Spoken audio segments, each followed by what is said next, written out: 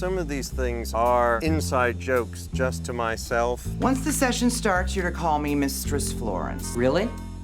Florence is my mother's name. My mother's name is Florence, and my mother couldn't be a kinder, sweeter woman. I want you naked, lying face down with your ass in the air. I don't do a lot of autobiographical things in the show. Everything's made up, though things are emotionally autobiographical. This whole thing is fictional. I used to teach for many years, and I was always teaching night school to adults. Everyone was very emotionally disturbed, in a good way though, and I was an emotionally disturbed teacher. It was one big therapy session with some writing going on. So he has my name, he teaches, he has a small penis, but after that, this is completely made up. Well, okay. He acts out some of my fantasies. I would like to be a hero. I want to come down fire escapes and run through the streets. I want shadows to jump out at me. Jason does these things for me and does them beautifully.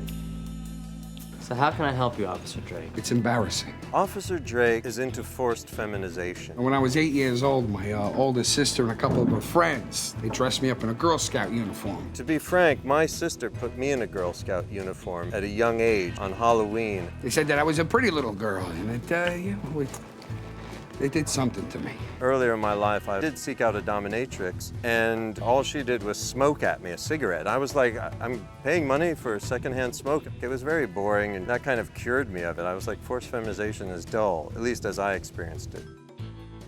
I'd like to make a collect call. One of my favorite moments in episode 1 is when Ray says his eyes have been painted black, that he's feeling very lachrymose, which means that he's feeling very teary. Leah broke up with me. I'm very lachrymose. One time my father put his arms around me and said that he was feeling very lachrymose, and it made a deep impression on me. To your first class.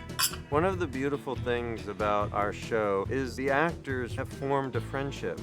Not unlike the friendship that you see on screen. You show up like this dressed in a S&M snorkeling outfit? That was improvised. I think it was something George takes Jonathan down the hallway, and they just naturally held hands. These guys get along beautifully. And the whole episode is really to get to this moment of tenderness and friendship between the two of them. I think Leah broke up with Ray.